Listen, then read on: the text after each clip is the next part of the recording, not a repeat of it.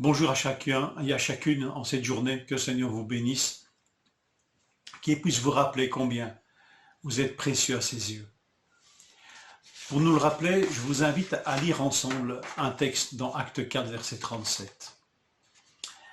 Il est bien vrai qu'Hérode et Ponce Pilate se sont ligués dans cette ville avec les nations et les peuples d'Israël contre ton saint serviteur, Jésus, que tu as consacré par onction.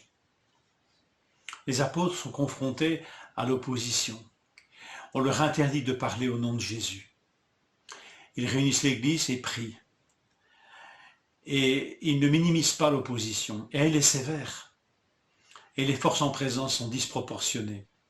D'un côté, Pilate, Hérode, les nations, les peuples d'Israël, avec leurs chefs.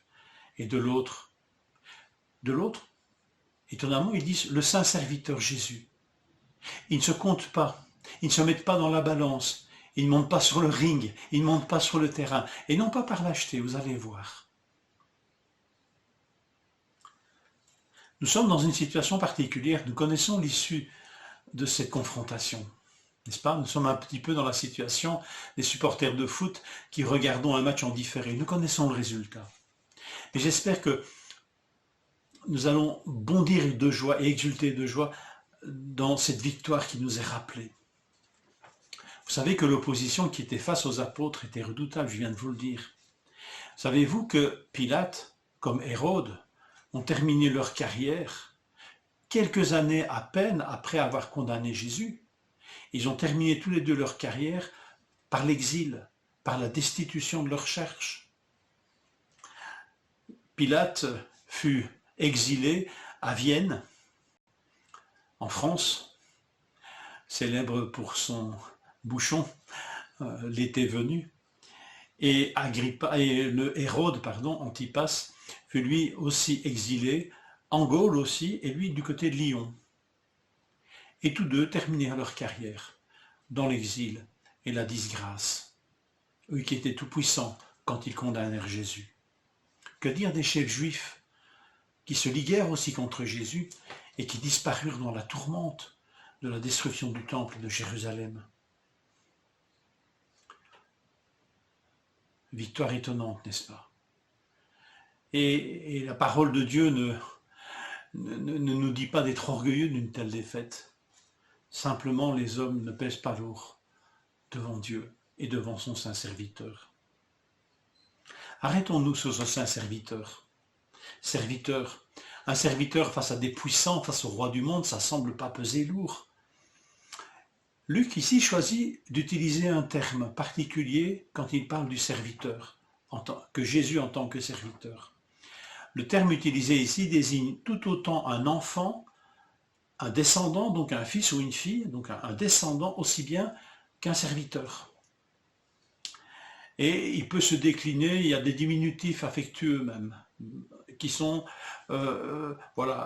basés sur la même racine, sur le même mot. Donc ce mot veut dire tout autant enfant que serviteur. Et c'est un terme extraordinaire parce que quand les apôtres eux-mêmes vont prier, et vous le voyez un peu plus loin, dans quelques versets plus loin, ils disent « Donne à tes serviteurs d'annoncer ta parole avec une pleine assurance ». Et là, on met dans leur bouche le mot classique pour serviteur, c'est doulos. Donc c'est un mot basique, ça veut dire serviteur, rien que serviteur. Mais pour Jésus, on utilise un mot qui veut dire aussi enfant. Et ça fait une rude différence, n'est-ce pas? Savez-vous que quand Jésus apparaît, lui le ressuscité, aux apôtres qui sont en train de pécher, dans Jean 21, verset 5, il les interpelle, eux qui ne l'ont pas encore reconnu. Il les interpelle et il leur dit « Enfants, n'avez-vous rien à manger ?» Et ils lui répondirent non. C'est ainsi que le ressuscité, Jésus le Fils, l'enfant, le serviteur, interpelle les apôtres. Et il ne les appelle pas, il ne leur dit pas serviteurs, il les appelle enfants. Est-ce que cela nous touche? Il utilise bien même une forme diminutive affectueuse, petits enfants. Nous sommes des serviteurs, c'est vrai, et des servantes, des doulos. Mais dans sa grâce immense, en Jésus-Christ, nous sommes des enfants, des fils. C'est ainsi qu'il y a une traduction en français qui dit « contre ton saint serviteur », elle met « contre ton saint fils ». Pour bien nous souligner que ce mot veut dire aussi enfant et fils ou fille. C'est très touchant que Jésus a donné ce titre aux apôtres dans Jean 21 et qu'ils ne se sont pas arrogés ce titre. Ils ne se sont pas mis dans la balance eux-mêmes. Vous vous rappelez, je vous l'ai dit, ils ne se mettent pas dans la balance de cette rencontre, de cette confrontation terrible. C'est Jésus le Fils, Jésus le serviteur qui est là. Est-ce qu'ils ont déjà compris que leur force, elle est en Christ? Parce qu'il est de leur côté et eux sont en quelque sorte, parce qu'ils sont en Christ, ils sont eux-mêmes enfants, serviteurs, fils et filles. Donc ce n'était pas une lâcheté des apôtres, c'était au contraire une humilité confiante. C'est le saint serviteur, le saint fils qui nous compte parmi les enfants de Dieu.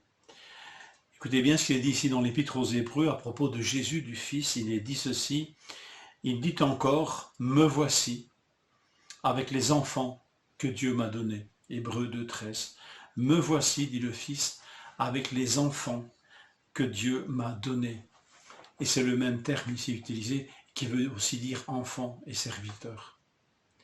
Alors que nous soyons encouragés, nous sommes des serviteurs enfants, des serviteurs fils et filles de Dieu. Et ça pèse très lourd dans la balance, quelle que soit l'opposition que nous rencontrons. Que le Seigneur nous encourage et nous fortifie.